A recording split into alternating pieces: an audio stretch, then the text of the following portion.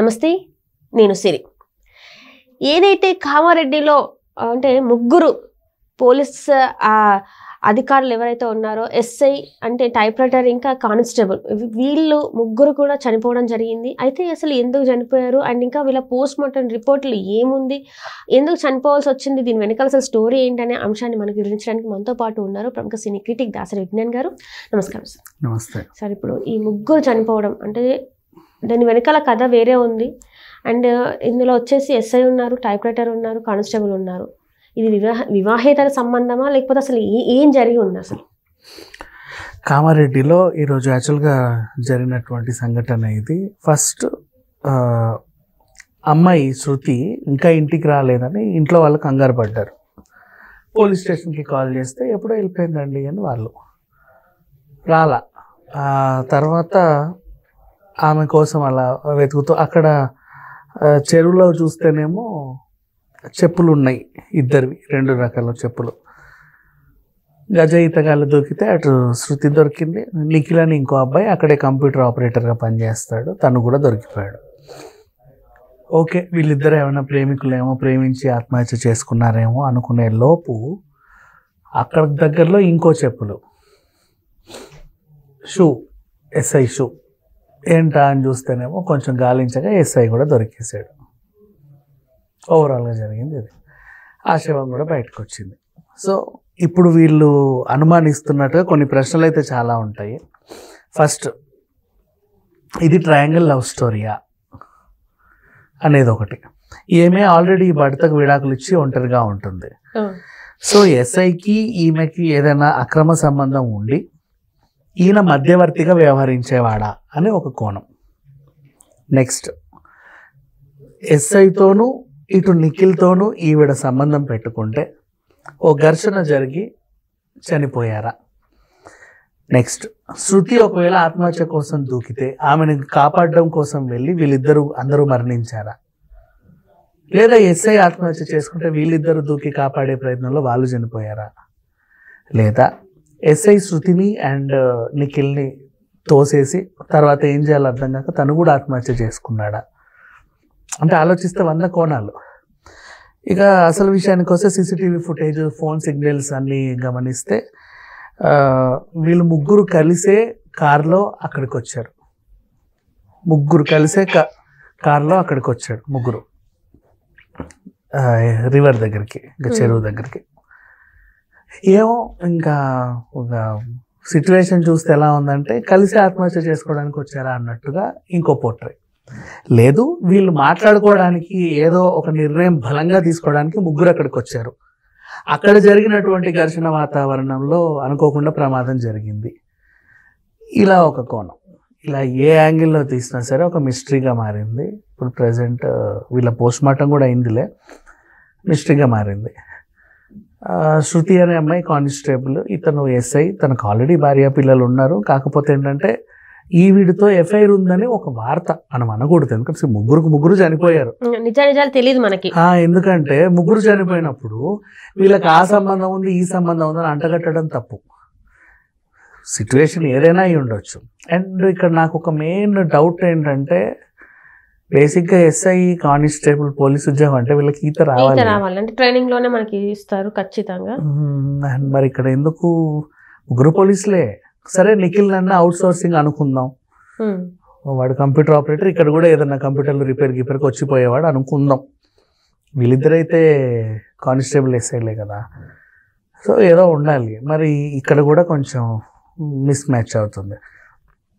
But ఓవరాల్గా అసలేం జరిగింది అంటే, బంధువులు ఏం ఆరోపిస్తున్నారంటే, యాజ్ యూజువల్గా అమ్మాయి తరఫున ప్రతి బంధువు మాట్లాడే మాటే, మా అమ్మాయి ఆత్మహత్య చేసుకుంటే పిరికిది కాదు. అంత పిరికిది అయితే అంత కాన్ఫిడెంట్గా కానిస్టేబుల్ కోర్స్ ఎందుకు చేస్తుంది, గవర్నమెంట్ పరీక్షలు ఎందుకు రాస్తుంది, పొద్దున్నే లేచి ఎందుకు పరుగులు పెడుతుంది, ఎర్లీ మార్నింగ్ 5 గంటలకు లేచి ఎక్సర్సైజులు చేసేది. అసలు అంటే ఖరాఖండిగా ఎంతోమంది బ్యాడ్జ్ గాటి కొట్టి మహామహుల్ని లోపల తీసుకెళ్లి జైలు వేసిన చరిత్ర ఉంది. అట్లాంటిది కాదు, మొగుడుతోనే తెగతెంపులు తెచ్చుకుని ఎక్కడ తగ్గల. వాడు గొడవ పెడితే ఏమరా అని చెప్పి వాడు వీక్ వచ్చింది. అలాంటి నా కూతురు ఎందుకు ఆత్మహత్య చేసుకుంటారు? ఇంత సున్నితమైన అంశం. కట్టుకున్న మొగుడుతోనే రాని ఎమోషన్స్ వీళ్ళతో ఇద్దరితో వచ్చింది. వీళ్ళతో ఎందుకు వస్తుంది ఆమెకు అంత ఎమోషన్? ఓ మగాడు వద్దు ఏమే అన్నాడంటే ఈడ్చి పీకే క్యారెక్టర్ ఆమెది. సో కాదు అని వీళ్ళు అలా వాదిస్తున్నారు. నెక్స్ట్ ముగ్గురు కలిసి ఏదైనా మాటల్లో ఉండగా వీళ్ళని ఎవరైనా బెదిరించి తోసారా అనే కోణంలో ఆలోచిస్తే అక్కడ ఉంది పోలీసులు. వీళ్ళని తోసే అంత ధైర్యం ఇంకెవరికి ఉంటుంది అనేది ఇంకో క్వశ్చన్.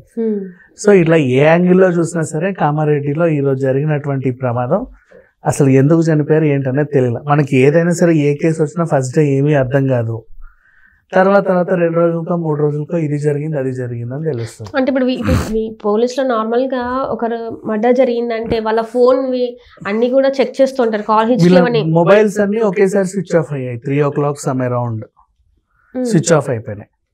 ముగ్గురు కలిసి చెరువు దగ్గర కారులో వచ్చారు. ఈ ఆధారాలు అయితే ఉన్నాయి. ముగ్గురు కలిసి వచ్చినప్పుడు ముగ్గురు కలిసి ఆత్మహత్య చేసుకోరు. ఎందుకంటే ఎస్ఐకి అనవసరం వీళ్ళతో. ఇప్పుడు ఈమె ఎవరితోనో ఆల్రెడీ పెళ్ళయి విడాకులు తీసుకొని వచ్చింది. ఈ అబ్బాయి ఏమో వీళ్ళ మధ్యవర్తి అంటున్నారు, వీళ్ళిద్దరు మధ్య. ఎస్ఐకి వీడితో అంత ఎమోషన్ ఉండకపోవచ్చు. పైగా ఎస్ఐ సాధారణ వేరే పురుషుడనే అనుకోవచ్చు. ఇట్లాంటి కేసులు 1,00,000 చూస్తాడు, ఆయన దగ్గరికే వస్తాయి, రోజుకు 100 రంకు పురాణాలు వస్తాయి. అవన్నీ మేనేజ్ చేసే మనిషి. సో ఇట్లా ఉంది సిచ్యువేషన్. తెల్లవారేసరికి కామారెడ్డి దద్దరిల్లింది. ఏం చూడాలో అర్థం కాదు, అదే చూశారు.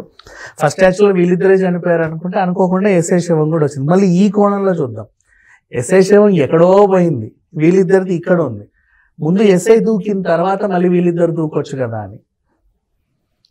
అంటే ఇక్కడ ఏది కూడా వాళ్ళు మనకు ఒక క్లూ అనేది వదిలేకుండా చనిపోయారు అనుకోవాలా, లేకపోతే దీనికన్నా ముందు ఏదైనా నిజంగానే మీరు ఇందాక ఫస్ట్లో అన్నట్టు ఘర్షణ ఏమన్నా జరిగి ఫస్ట్ ఎవరైనా తోసుకున్నారా, ఆ తోసుకున్న తర్వాత మిగతా ఇద్దరికి తెలియక పాల్పడక తర్వాత దూకేస్తారంటారా? అసలు ఇప్పుడు ఈ క్వశ్చన్స్ లో ఇది కూడా అనుకోవచ్చు. సరే ఎస్ఐతో ఘర్షణ జరిగింది, నీకెందుకు, మేమిద్దరం కలిసి ఉంటాము, నువ్వు నీ సంగతి నువ్వు చూసుకొని వీళ్ళిద్దరు కలిసి ఎస్ఐని తోసారే అనుకుందాం. ఆయన కొంచెం దూరం వెళ్ళిపోయాడు. భయం వేసి ఏం చేయాలి అర్థం కాక ఈ సమాజంలో మనం బతకలేక పైన మనం అందరు చూస్తూ ఉంటారు, సరే మనం కూడా చచ్చిపోదామని వీళ్ళిద్దరు కూడా చావచ్చు. అంటే గ్యాప్ వచ్చింది. ఎస్ఐ ఆల్రెడీ ముందుకెళ్ళి ఆయన బాడీ దొరకలే. వీళ్ళేమో అక్కడక్కడే తేలుతుంటే దొరికేసాయి. ఆయన మహా గాలిస్తే కానీ దొరకల. సో ఇది సిచ్యువేషన్. అంటే ఇప్పుడు దానికన్నా ముందు కూడా ఏదైనా పరిణామాలు జరిగి ఉంటాయి కదా, అలాంటి ముగ్గురు కలిసి అక్కడికి రారు.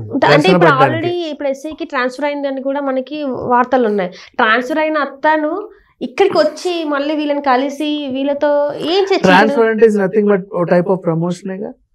అంటే వేరే ఊరికి కూడా బదిలీ అవ్వచ్చు. అంటే అయినా పావులా పెంచే పంపిస్తారు, ఊరికైతే పంపరు. అది ఒక టైప్ ఆఫ్ ప్రమోషన్ లో కమ్ ట్రాన్స్ఫర్స్ కూడా ఉంటాయి. సో ఏమో మరి మొత్తానికైతే ఇలాగే జరిగింది. నాకైతే కేసు ఇంకా అర్థం కాల. బట్ ఇప్పుడు నెక్స్ట్ రేపటికైనా ఏమైనా క్లారిటీ వస్తుందేమో చూడాలి. అంటే అన్ని కష్టాలు వచ్చి మాకు కష్టాలు తీర్చేది పోలీసులు అని పోలీస్ స్టేషన్కి వెళ్ళే వీళ్ళకి, అంటే మనలాంటి వాళ్ళు పోలీస్ స్టేషన్కి వెళ్తాం, పోలీసులు ఇట్లా ఆత్మహత్యలు చేసుకుంటే ఇంకా ఎవరి దగ్గర న్యాయం అలా అని చూడలేమమ్మ. ఎందుకంటే మనుషులందరూ ఎమోషన్స్ ఉంటాయి. సో అది పోలీస్ అనేది వాళ్ళ వృత్తి మాత్రమే, కానీ మెంటల్ గా వాళ్ళు కూడా మనుషులే కదా. Right. Thank you so much.